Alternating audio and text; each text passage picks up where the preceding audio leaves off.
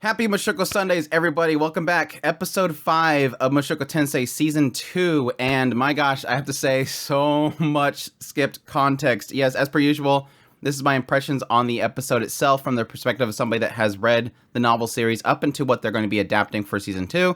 I don't have any context after that, but I just give my thoughts on the show itself and also additionally add any extra details that the novel series had that they have skipped, unfortunately. Now, I do want to say I'm not really sure exactly how they are going to be handling Sylphie at this point.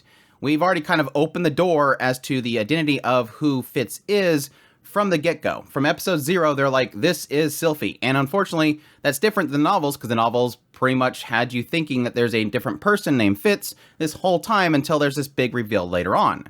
Now, you could piece it together by details, but it's supposed to be a secret. As Fitz puts it at the end of this episode, it's a secret. That's the joke, the ongoing joke throughout the entire series is it's a secret. Now, I really wasn't sure as I was watching this episode how I wanted to handle this, because honestly, they could possibly briefly talk about it later, but unfortunately for the adaptation for this series, it's always kind of been from the perspective of Rudeus, and so they never give you the side stories. They rarely do. I mean, you have Edis the Goblin Slayer, but that was actually to introduce Cliff, who we just seen in this episode. We didn't get Edis' perspective of the whole journey from Volume 6. We didn't get Sarah's perspective from Volume 7. And I doubt we're going to get Sylphie's perspective beyond this point. And since there's so much information to cover there, I'll probably be doing a separate video that will be specifically about Ariel, Luke, and Sylphie that I'll do later on. I might make two-parters, one that kind of gets us caught up as to everything that's happened up to this point. Why is Ariel the, student council president? All that stuff. And maybe a video later on that'll kind of cover everything else. But we'll see. I'm still debating it.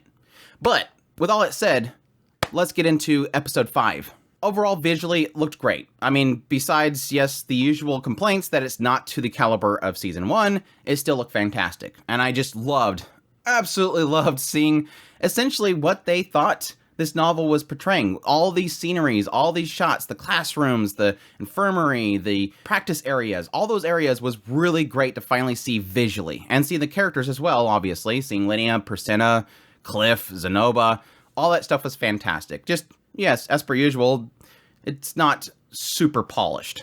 I think the classroom was the biggest one that was like, that's not what I was envisioning, and technically not to what the novel was showing with the illustrations, but they made it look cool. They made it look a lot more fantastical looking, I guess. By the way, first ever OP for Mushoku Tensei Jobless Reincarnation.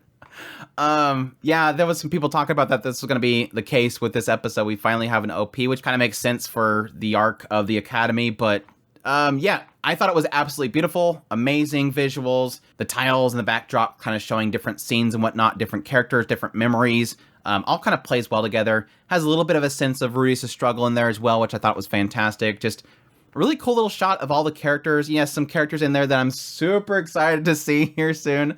But really cool kind of portrayal of the whole thing. But yes, kicking off the episode, we have the arrival of Rudeus and Elise to the Academy, or technically to Renoa.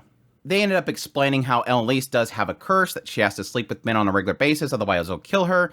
Again, I mentioned in the last episode, it's a little bit differently portrayed in the novels. They actually had her getting all huffy-puffy. She had like something dangerous in her eyes, and Rudeus was casting detoxification on her and having to rub her and everything just to stop it. That's how he discovered that she has this curse. Otherwise, she was just taking men to another room, and he never knew. But one cool thing that Rudeus notes is that the Adventure Guild and a lot of other buildings, and especially the university itself, is all made out of these magical resistant bricks. And this is something that Magician's Guild has like this monopoly on. Only they know the secret on how to make these things, and so they sell them for a high price. The only other place you'll see these is like Asura. The Asura Kingdom, the palace, has these bricks. But Rudeus notes that he didn't see any in the Demon Continent, and he didn't see any at the Dragon King realm. So it's kind of an interesting little world-building thing. And this is when we go in to meet Vice Principal Genius. And it was kind of funny because in the novel series, Elise is all over Rudeus right here. She's just like rubbing his chest. Like he's like, I don't really mind it. It's a little bit, weird, but at the same time, she really likes it and it helps her out. So whatever. So Genius is coming in and Elise is all over him. But yes, Genius is kind of surprised that Rudeus is even here. He's figuring that, typically most kids at his age that have done great feats, they're not going to come here. Most are kind of hot-headed. Rudeus kind of even notes a couple. One thought he was his rival and then ended up getting killed in an expedition. Then he talks about another one that was Sarah.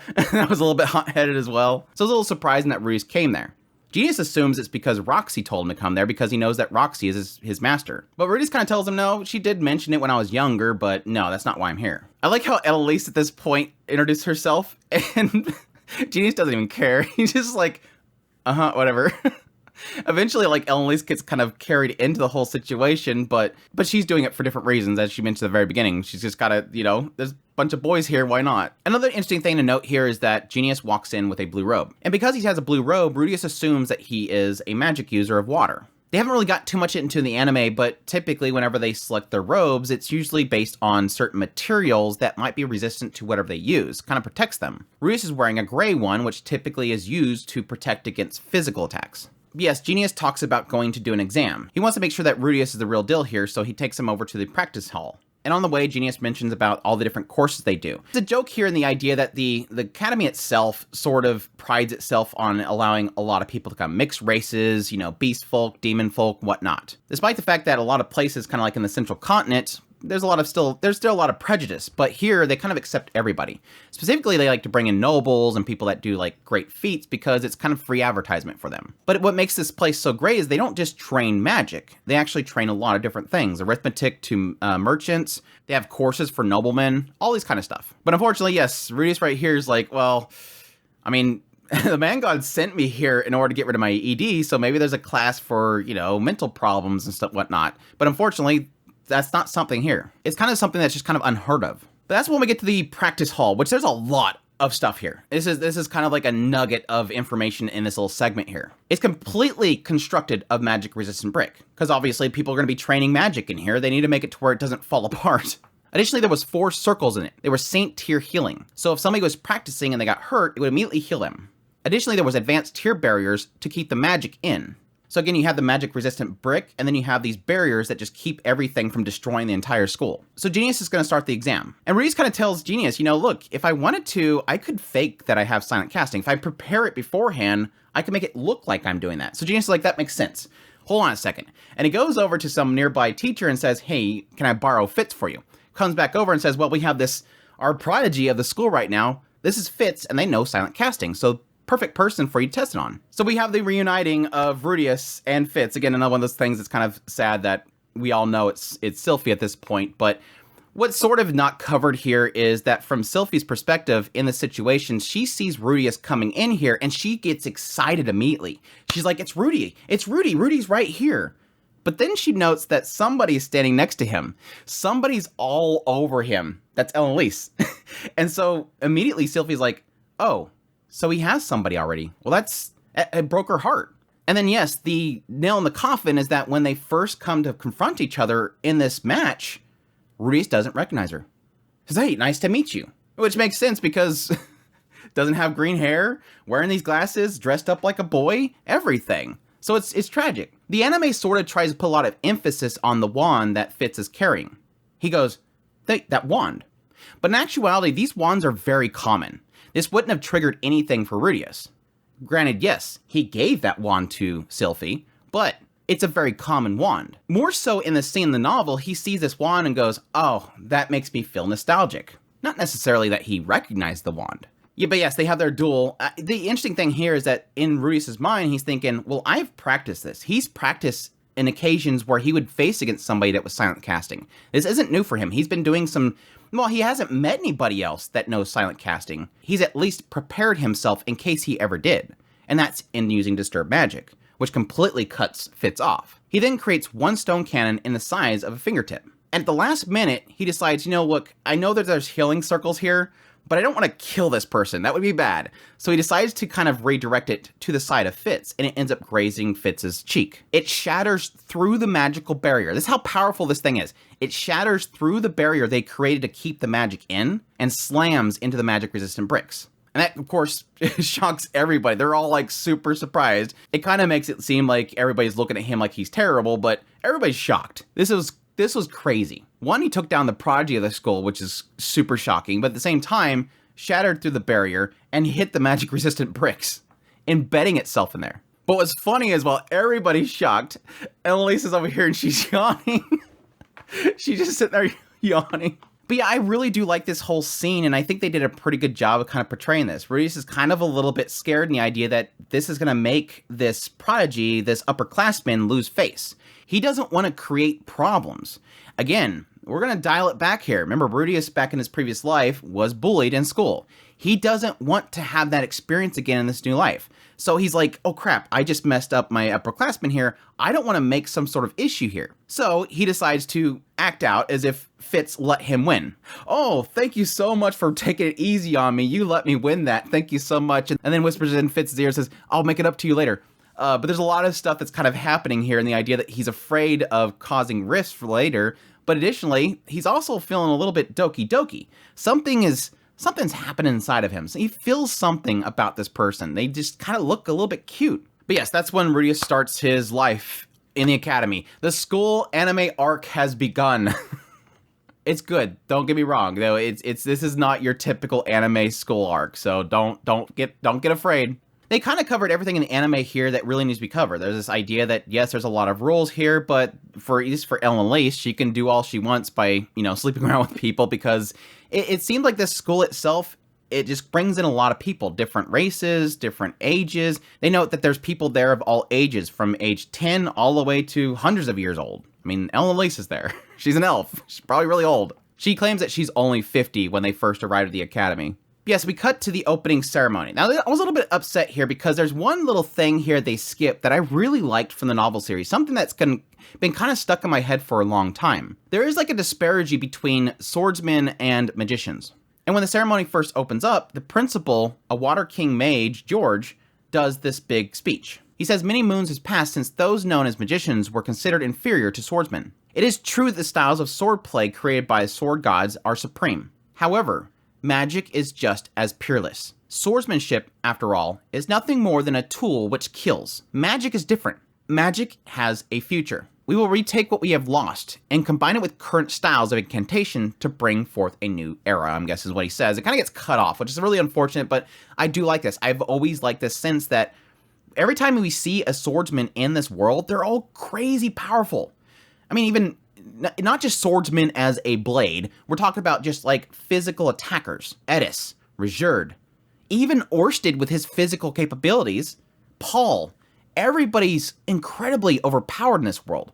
Mages, yes, Rudius, we see in Rudius doing amazing stuff, but it's really in these swordsmen. Ghislaine, my gosh, Ghislaine.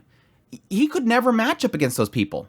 He just casts a spell, but they can be on him in a split second. It's interesting to see the perspective of an academy that trains magic, them essentially saying why they're so worth it. And that's the idea that we could do more with magic than just kill. We can heal, we can make magical implements, so many things. But yes, that's when Ariel takes the podium. And it did a really good job of kind of portraying this and the idea that she's doing her speech and Rudius is kind of caught up in it. There's a sense here that as she's talking about how we're bringing people from so many places. Her voice, my gosh. They got a good seiyuu, by the way. Her voice seems to carry a weight. And Rudius feels this. I like how he notes in the anime the idea of, look, normally I would be kind of bored with these kind of speeches, but something's different here. In the novel, he puts it as, yes, there's rules. They should never be broken. I will never break those rules. Like, he's getting all intense about this. It's very interesting. From this moment, I've always had this sense there's something special about Ariel. My theory at this point was wondering if Ariel is possibly a cursed child or a blessed child, as they say it. I mean, the cursed child, blessed child, people that are blessed in some way. And the idea that maybe her voice carries some sort of magical power. Kind of similar to Zenoba and how the fact that he has an insane amount of strength. They even mentioned a blessed child in Edis's Goblin Slaying episode. There are these people that have some sort of special ability. And I'm wondering if that might be Ariel's. That's not a spoiler. I have no answer for it. And I'm not asking for an answer in the comments, by the way.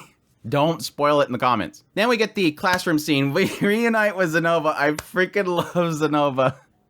I laughed so loud when they reintroduced him in the novel, and my gosh, while it's not to the caliber of what I got in the novels, it definitely sold me. Just him, master, just charging over to Rudius and grabbing him, throwing him up in the air. It's unfortunate because the novel mentions that he just literally bulldozes through the desk. He literally just shatters the desk to get to Rudius. And Rudius panics and shoots a stone cannon at Zenoba because he's afraid. Like, he just instinctively shoots a stone cannon at him. But it just kind of bings off his cheek. Like, it doesn't even stop Zenoba. And he lifts him up in the air. But Rudius realized this point. This is different. And you'll know this. Back at Sharon, what would Zenoba do when he first met Rudius? Picked him up, threw him up in the air, and Rudius had to get healing. It hurt him that bad. Zenoba's different now. He grabs Rudius and he lifts him up, but he doesn't throw him. And Rudius realized this. Oh crap, this is a little bit different. So it kind of just shows a little bit of change in Zenoba's demeanor. He's chilled out a lot, even though he's super excited to see his master. It's a little bit of a problem for me with the adaptation. It sort of kind of portrays like each of these characters as like isolated. Like Linnea talks to Rudius, and then she just goes over here and sleeps. Persena talks to him, and she just continued her thing. And then Zenoba goes off to the side as he talks to Cliff. But no, Linnea and Persena are with each other. They're a pack. They're like always at each other's side. And Zenoba is pretty much with him the whole time. But it's not a big deal. But yes, we get to meet the dog girl and the cat girl. Linnea and Persena, I freaking love them so much. You guys are in for a treat. I adore them. The first introductions is fine. Yes, obviously, Linnea's perfectly open about showing certain things, and Rudius takes note of it. The color and everything. But yes, Linnea obviously being somebody that they mentioned way back when he was at Doldia Village. Way back at the Doldia Village, they mentioned the fact that Gius had another daughter and that she was studying abroad at the time. This is her. This is Linnea. Additionally, Persena is a similar situation. Like she says, she's actually the daughter of one of the other tribes. But yeah, these two pretty much had like a beast folk gang when they first showed up at this place. The school didn't really want to cause any sort of rifts with the beast folk, so they kind of just let them do what they were doing. They were creating a pack, and they were going around. They were just like the big dogs. They were the bullies of the campus. And it wasn't until Ariel showed up and pretty much took them down with Fitz in order to gain her status as the student council president. And that gives context to why Zenoba himself is sort of afraid of Linnea and Persena. They were bullying him for the longest time. He just came here to study magic and do what his master did, but they were forcing him to do things for them. That's why later on during lunch, Zenoba knows all this stuff about Ariel and Fitz and Luke because they had him look into it. So this whole part right here kind of makes Rudius struggle because, my gosh, they're being a bully to Zenoba. I don't like that. There's something that I'll get into a lot with this arc is, again, this is Rudius kind of reliving his experience in school, and so he doesn't like the idea of causing rifts. He's being very formal with Linnea because he doesn't want to cause any sort of conflict. He wants a peaceful life at the school, and he doesn't want to make the same mistake he did last time and end up being bullied. But at the same time, it frustrates him that somebody else is being bullied. Zenoba's being bullied. I'll protect him. I'll make sure he's safe. I don't want these people to bully him. Persena was great as well. This stinks. She's a lot more soft-spoken than I thought she would, but I love it. I don't know why. It's the puppy girl for some reason. I'm not a big fan of the over, like, gluttonous dog kind of thing, but it works. She's just always chewing on something. But yes, then we get the introduction of Cliff, which, my gosh, such a good introduction. And again, they pulled it off pretty well. It's like this whole introduction, and then Cliff just goes out spouting a whole bunch of things that makes him great. I'm advanced in all magics. I advance healing, detoxification, divine magic. I'm a beginner in barrier, gonna be intermediate soon. And it's so funny right here at the end of this segment, Cliff just goes, and all the teachers are useless. It's like, I'm really amazing. The teachers here are useless. And that's literally his introduction. He's so full of himself. But yes, he questions Rudius on his swordsman skill, which he's like, wait, how do you know about that? And he says, well, Edis told me. And this is a big shock for Rudius, obviously. Like, he's going, holy crap, is she here? Is Edis here? The one that abandoned me? Is she here? This is kind of a re-stirring up of his own anxieties here. But anyway, he's like, no, she's not here. Of course she's not. But Cliff also says right here in the novel, yes, she said you were really small. Now, this is something that Rudius takes differently, because he assumes that Cliff met Edis after she left him. And so maybe she's going around telling guys, yeah, he's small down there, and it's just kind of agitating his dilemma of her abandoning him after they slept together. But no, Cliff corrects it because he assumes that Edis is still with him. And says, no, she left me 2 years ago. She claimed that we weren't suited for each other. Which, yes, if you remember the Edis Goblin Slayer episode, this is probably something that really excites Cliff. He's like, yes, she left that guy that she was so enamored with. Now I got a chance, maybe? I don't know. That's when we have Zenoba explain the last remaining special class member, which is Silent. This is somebody that, despite the fact they're a special student, which special students have to attend a homeroom once a month, this is somebody that didn't have to do that. They got like preferential treatment. Zenoba explains that they increased the school's menu, created magical implements, they even designed the school uniforms they have right now. Additionally, there was a rumor that they were recommended by one of the 7 great powers, which that's crazy, if it's true. Again, one of the 7 great powers being something they brought up when they were traveling to Milshin. There was that stone that had the 7 great powers, and it was explained by Geese and Reserve that these are like the strongest of the world. They're 7 strongest people of the world. But again, it's a rumor. After this, Rudius goes around and looks around in different places. Like I said, really cool to see all these different, again, visualized aspects of the novel, all these different facilities and whatnot. Eventually going to the library that was 10 minutes outside of the university. Again, Rudius' goal here is to study the displacement incident. The man god told him to study the displacement incident, and that'll cure his ED. As I'm fumbling around looking for information, maybe I'll just run into something. So he's looking around for all these books. He knows that inside the library, you're not allowed to use magic. You're not allowed to destroy the books, obviously. You can't take any books with you because apparently somebody kept selling the books. He knows that most of the books were human tongue. Some of them were demon and beast tongue. There was one that was fighting god tongue. And then there was one that was unfamiliar. He thinks that it's probably either sky or sea god. And for those who don't remember, Rudius has studied all these languages, so that explains why he knows a lot of these, but not sky and sea because he hasn't been able to study those. But yes, was when he runs into Fitz. Who, yes, slips out Rudy and then says, oh wait, Rudius. Yeah, it's so obvious at this point. Yeah, that was a little bit of a slip up. Again, it's kind of sad to kind of ruin this whole mystery. Really cool shot here, though. I think a lot of this shot was way too much away from them on this little kind of bridge from below, but it was a cool little kind of setup here. And I think they did a good job of kind of portraying Fitz as that kind of very off-put state. At this point, Fitz actually was told to come here by Ariel. The assumption that I have right here was that Ariel knew that Rudius was going to the library and so sent Fitz to come all the way over here to get some books. Ariel's crafty. But yeah, the interesting thing to note here is that this is the point in which Fitz is discovering why Rudius is even at the academy. He's here to study the displacement incident. And this is the first time that Fitz is learning that, yes, Rudius got displaced all the way to the Demon Continent and he had to travel for 3 years to get here. And additionally, now he's studying to try to find out where his last remaining acquaintance is at. And this is shocking to Sylphie because, oh, wow, that's right. You are amazing, which is a really telling comment to make here. But yes, Fitz has to get back to Ariel, so they part ways, but before leaving, mentions that he should probably look into a specific book, an exploratory account of the Teleportation Labyrinth, a creative nonfiction, which I'll get into that in a minute, because they completely skip all of Rudius actually studying the displacement incident in this room, which I'll put that at the end in case people just don't like all that information. I love that information, but if you don't like that information, I'll leave it to the end. But yeah, that's when he goes to the cafeteria with Zenoba. Now, the interesting thing here is they actually have the cafeterias separated by 3 floors. The first floor is for adventurers and demon folk. The second floor is for human commoners and beast folk. And the third floor is for royalty and nobles. Now, Rudius notes that this isn't created for discrimination. They're not separating everybody for discrimination. The purpose, it seems like their primary focus here is to just avoid conflicts. Because if, yes, a demon folk went over and sat down next to Ariel, there would be a huge, catastrophe happening there.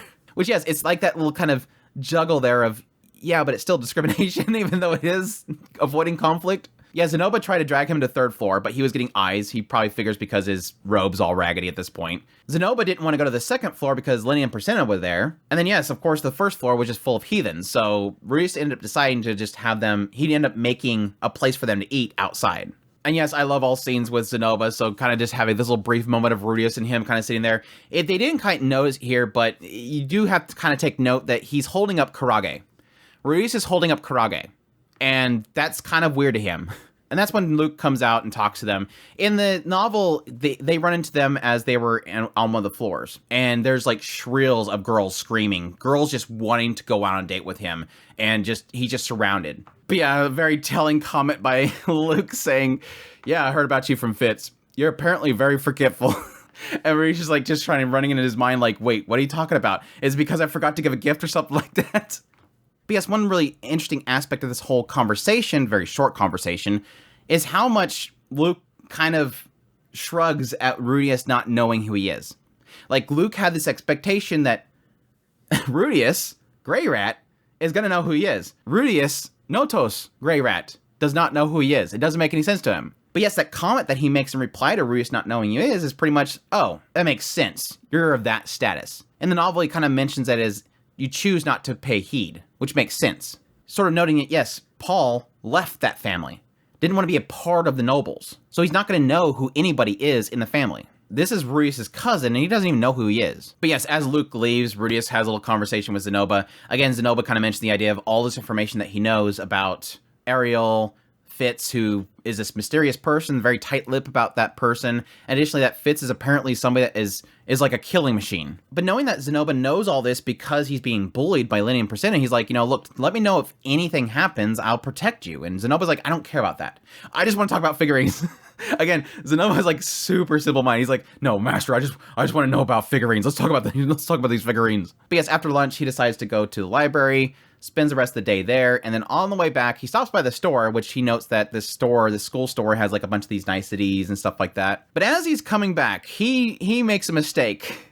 There's this unspoken rule that apparently you don't go anywhere near the girls' dorms, especially not at night, because in the past they had this rash of punty thieves. So obviously they're very protective of their dorms. And yes, as he's walking, a parapantsu falls down and he snaps. I like how they portray that, because it was like, you kind of assume that's how it played out in the novel, but they just kind of portray it so well that it's not like it falls and he picks it up. It's not that it falls and hits him on the head and he goes, oh crap, what's this? It's not that it's like a and he just kind of grabs it gently. No, literally like his base instincts kick in. It's so fast how fast he grabs it. I found that extremely comical. Good on the studio for how they portrayed that. But yes, the famous shot of him holding it up. This prized, very, very expensive parapantsu, which yes, he finds out later is supposedly Ariel's, but there's another side of that story. But again, very well portrayed here. I think again, this is probably the best part of the episode and how it was portrayed, just like out of nowhere. All these women are just popping up everywhere. Again, this is like this, almost like a security system. Like everybody just jumps into action. It's Goliad's team. The big gorilla Goliad just kind of storms out. Yeah, the entrance of Goliad just slamming down in this big cloud of smoke. Goliad's great. But yeah, this is, like I said, very well portrayed here. There is an aspect of it that's a little bit of a, that's fine. And the idea that, yes, obviously all these people are surrounding Rudius, and he's panicking. Again, this goes back to Rudius and how he was in his previous life, surrounded by people glaring at him, calling him disgusting. And he's like, I just caught this pair of punches. I didn't do anything. But yes, Goliad's going to take him off to be interrogated. And that's when Fitz shows up in a panic. And Fitz tells him, leave him alone. Now, what's really cool here, and I'll probably get into it more details whenever I do that whole skip content for Sylphie, because again, they're probably not going to cover any of this stuff, is Sylphie sees that Rudius right here is panicking. His knees are shaking, similar to way back in Buena Village when he protected her, his knees were shaking. This is somebody that does not like the situation. And Rudius's mind right here, and this moment, is really thinking about the fact that he didn't do anything wrong, and they're pulling him away, and he's about to break out in tears. He wanted to cry. He couldn't even fight back because then he would probably just get assault charges. So he's kind of just stuck to be dragged away. He even plants himself down using earth magic. He encrusted his legs so they couldn't pull him away. He didn't want to go where they were going to drag him to. Again, this goes back to his previous life. They drug him out there, strung him up on the gate, and stripped him naked. He didn't want to do that again. He's panicking right now, and he's anchoring himself down. And Fitz sees this. Despite the fact that he's such a genius, despite the fact that he's so powerful, he's scared right here, being surrounded by a bunch of school kids, that he could instantly take them all out.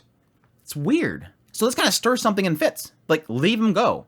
I dropped it. It's my fault. But Goli hasn't, no, we need to investigate this. And Fitz is like, no, don't make me tell you again. And note, silent Fitz. Fitz doesn't talk. This is like the first moment all these people are hearing Fitz even talk. It's kind of shocking. But with that stern command, Goliath's like, okay, fine then. But don't let it happen again. It's a really cool scene, by the way. It's a really cool scene when you know the full context of this whole situation here. But yes, in the novel, Fitz escorts Rudius back out of the girls' dorm area, but in the anime, they give him like this nice little set piece of them sitting there and Fitz having to heal him for some reason. And it's a cool little scene here because this is sort of the changing point for Rudius in what he sees Fitz as. Before it was, this is my upperclassmen, I screwed up, and I really need to do something to pay them back, otherwise they're going to start bullying me. To now suddenly Rudius really does appreciate Master Fitz. Even to the point where he wants to now call them Master Fitz. He sees Master Fitz as reliable, honest, didn't just completely blame him for guilt right there. Instead, stuck up for him. His heart just looking at Fitz is starting to pound, and he doesn't know why. He figures that he's falling in love with Master Fitz, but more so that he actually wants to lick his feet. He's like, I'm not even against this. This person's like super attractive. I'm just gonna go with it. Whatever. I don't care if it's a dude. But it's funny here, the idea that Fitz is kind of mentioning here, look, I was more like trying to protect the girls because I know that you could probably have taken them all out. But noting, no, actually, you probably could have gotten away from them without even hurting them. Why didn't you? He's like, no, I couldn't have done that. But yes, then the final... This is like literally this, when I was doing Mushoku Mondays in this segment of the novel series, we created a joke from here, which is the teehee, it's a secret, because you'll hear that a lot from Master Fitz. It's a secret. It's a secret. It's a secret. It's goofy. But no, the secret here is that Fitz says, look, it's kind of feels weird for you thanking me. And he's like, well, why is that? It's like, oh, it's a secret. Because again, he protected and helped Sylphie in the past. And now... Rudeus is thanking Master Fitz. Doesn't make any sense to him. It feels a little weird. But yes, that wraps up the episode. Like I said, a lot of this stuff makes sense to me. I'm not really too bothered by a lot of this stuff. I think, like I said, my only real concern with this whole segment is the fact that they've already revealed the secret of Master Fitz at this point. So a lot of this stuff is just going to be kind of glossed over. Overall, I think the episode itself was really well portrayed. Like I said, I just love seeing the vistas and seeing the classrooms and everything that was, in my mind, yes, pictured differently, but just giving it a fantastical look to it. It's got a really great style to it. I think my only real criticism of this entire episode was really in the fact of how they portrayed the classroom scene, because again, it felt like a stage play with the characters coming forward to talk to each other, and then they would go back and sit down, and the next person would come over and talk to Rudeus, and they would go over and sit down. When in fact, like I said, you had Linnea and Presena are technically a pack. They're with each other. Zenoba was always at his side. Cliff's over here just stands up out of nowhere and says, I'm Cliff, and I'm this and this and this and this.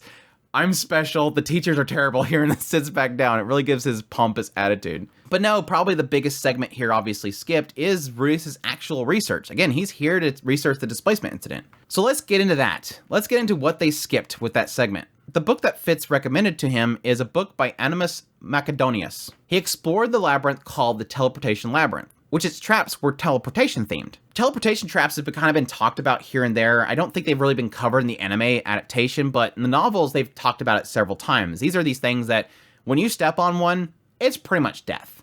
Like, you're gonna get teleported to a bunch of monsters that are waiting for you, and they're just gonna maul you to death. And you're gonna be separated from your party. There's even some that will separate an entire party. So having a labyrinth that just has nothing but teleportation is pretty scary. It goes on to explain that in this labyrinth, there was 5 beasts that dwelled in it. Highly intelligent and understood the layout of the traps, often waiting in destinations of the teleports. So Animus studied these traps, found that there were 3 main types. There's fixed one-way traps sending a person to a location every time, no ability to return. There was the 2-way teleporter that would have a magic circle at a destination that you could choose to return. Then there was the random teleporter that sent you to a random destination. After identifying the circles themselves, he was able to delve deeper and deeper into the labyrinth. However, he forgot that his method wasn't foolproof. Misidentified a trap, and then his party was randomly teleported in the labyrinth. While he survived, he lost an arm and his comrades. He ended up giving up on the labyrinth and put all this information in this book. The thought of this was scary to Rudeus. Unlike RPG games where puzzles were meant to be solved, he thought that it was possible that there was some labyrinth in this world that you couldn't even get through. Now here's where when I was reading this, was like, this is like a nugget of information that I love. In the back of the book, there was more theories and info. The teleportation range of these traps was predetermined to a degree. You could be teleported into the middle of a cave. It was exceedingly rare to be teleported into the earth itself, which makes sense. If you're in this labyrinth and it has all these tunnels going everywhere, and you step on a teleporter that's random, you have more mass that is earth than you do have that's actual open area. So it makes sense that it seems like it's rare. The author of this book hypothesized that it was due to the resistance between mana at the destination and the mana of the person being teleported, meaning that you have these 2 mana aspects and you just you can't run into that wall because there's mana in its object. He says the same principle explains why you can't cast offensive spells right into a person's body. Like, you're standing next to somebody and you cast Fireball, it doesn't just appear in somebody's body and explode them, essentially. Which this part, Rudeus kind of already knew. Though he did note the fact that healing magic did involve running magic through another person's body, which is sort of an interesting difference there. Again, we just noticed the idea that you can't create fire within somebody, but you have to touch somebody to send mana and healing through them. Though he sort of wonders right now if that possibly has some sort of connection to how he can't cast healing without incantations. But unfortunately, he stopped himself and returned to teleportation.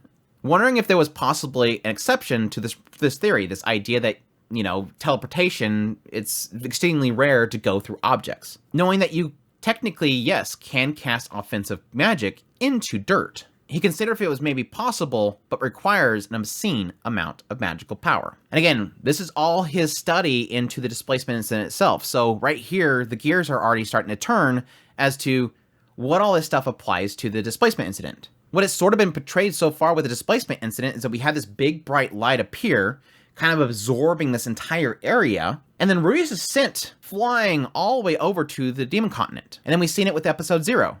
Sylphie's just falling from the sky. This boar suddenly appears inside the forest over here. They skipped it, but yes, technically Ghislaine ended up in the conflict zone. Everybody's sort of kind of sent to different locations. But so far, we really haven't found anybody that went through objects. But yeah, this will be something that he's going to start to kind of dig into as time goes on. And we're probably going to get quite a bit of it in the next episode, based on the title. But yeah, that is episode 5. Like I said, a lot of stuff to go through, and I didn't even scratch the surface because, like I said, I didn't really want to get into everything happening around Fitz right now because it's been revealed already, and a lot of that Fitz's side of this whole thing is covering up that secret in a way.